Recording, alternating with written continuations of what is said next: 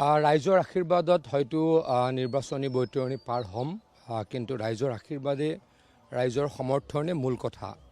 কিন্তু যোৱা 10 বছৰে জাগিৰোডৰ কাৰণে কাম কৰিবলৈ প্ৰয়াস কৰিছিলোঁ, চেষ্টা কৰিছিলোঁ, পৰিকল্পনা কৰিছিলোঁ, হয়তো কিছু সফল হৈছোঁ।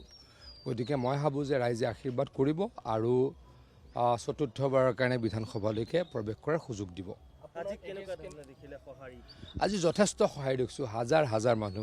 মোৰ মতেতো 40,000 পৰা 45,000 মানুহ আজি আমাৰ সমদলত সমবেত হৈছিলে আৰু আমাক আশীৰ্বাদ কৰিছিল। ৰাইজৰ ফূৰ্তি, ৰাইজৰ নাচ, ৰাইজৰ ধেমালিত প্ৰতীয়মান গৈছোঁ যে সকলোৱে সমৰ্থন দিব আৰু বহু ভোটৰ ব্যৱধানত জয়লাভ কৰিম। আপোনাৰ যিগৰাকী প্ৰতিদ্বন্দ্বী তেওঁ কেনেকুৱা ধৰণৰ হ'ব পাৰে? মই নাজানো, ইমান খবৰ ৰাখা নাই। বহুতে কৈছে তেওঁ নামঘৰলৈ যাব লাগে। মই খবৰ ৰাখা নাই ইমান। বহুতে তেওঁ নামটো নাজানে, মই বহুতক সুধিলোঁ। মই আকৌ কৈছোঁ, ইমান খবৰ ৰাখা নাই। মই মোৰ আজডাল কেনেকৈ দীঘল কৰিব পাৰোঁ তাৰ চেষ্টাত আছোঁ।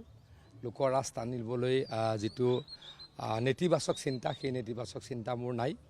মই কেনেকৈ জিকিম বা বিজেপি কেনেকৈ জিকিব তাৰ চিন্তাত মই বিভোৰ বা তাৰ চিন্তাত মই মগ্ন। সেই চিন্তাৰ কাৰণে মই চেষ্টা কৰি আছোঁ। অন্য প্ৰতিদ্বন্দ্বীও থাকিব, কিন্তু কিমান কি কৰিছে মই খবৰ ৰখা নাই।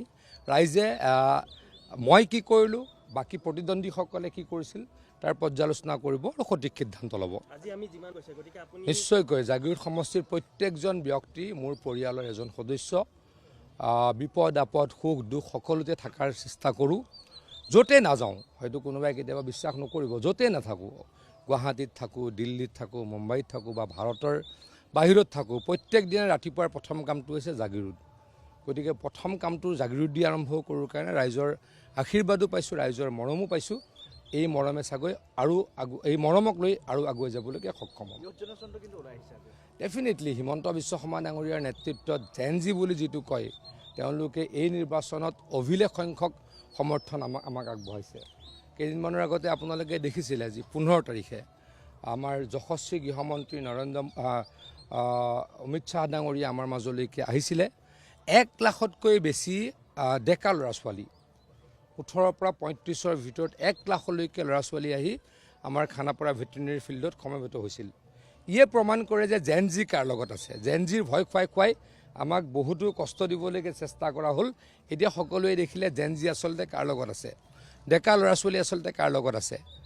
1,65,000 চাকৰি দিয়া হ'ল, ক'তো 1 টকাৰ দুৰ্নীতি নাই। সেইকাৰণেই ল'ৰা ছোৱালীয়ে বা ডেকা ল'ৰা ছোৱালীয়ে চৰকাৰখনক বা হিমন্ত বিশ্ব শৰ্মা ডাঙৰীয়াক সমৰ্থন কৰিবলৈ আগুৱাই আহিছে।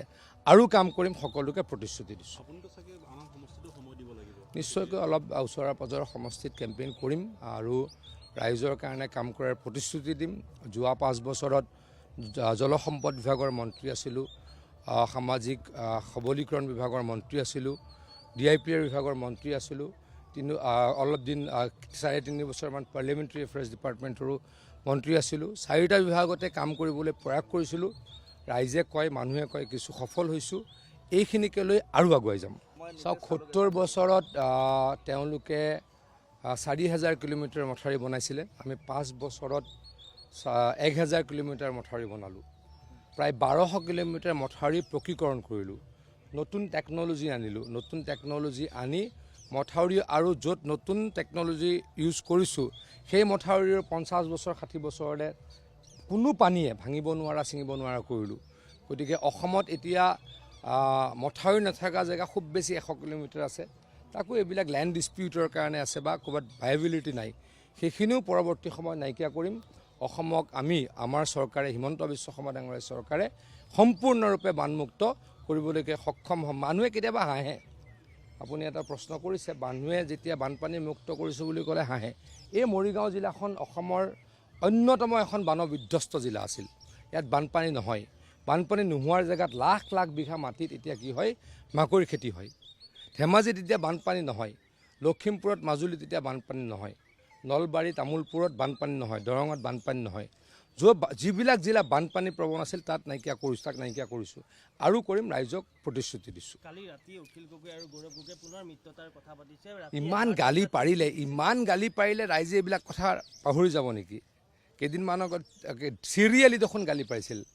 গালি দিয়াৰ প্ৰতিযোগিতা কৰিছিলে। অখিল গগৈ ডাঙৰীয়াই গালি পাৰে, গৌৰৱ গগৈ ডাঙৰীয়াই গালি পাৰে। অকল গালি দিয়াৰ প্ৰতিযোগিতা যোৱা 2 মাহত চলি আছিল।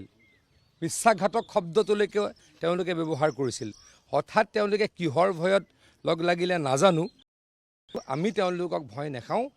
মই আকৌ কৈছোঁ, জনতা জনাৰ্দনৰ আশীৰ্বাদ আমাৰ লগত আছে। আমি আকৌ চৰকাৰ বনাম, হিমন্ত বিশ্ব শৰ্মা ডাঙৰীয়া আকৌ মুখ্যমন্ত্ৰী হ'ব।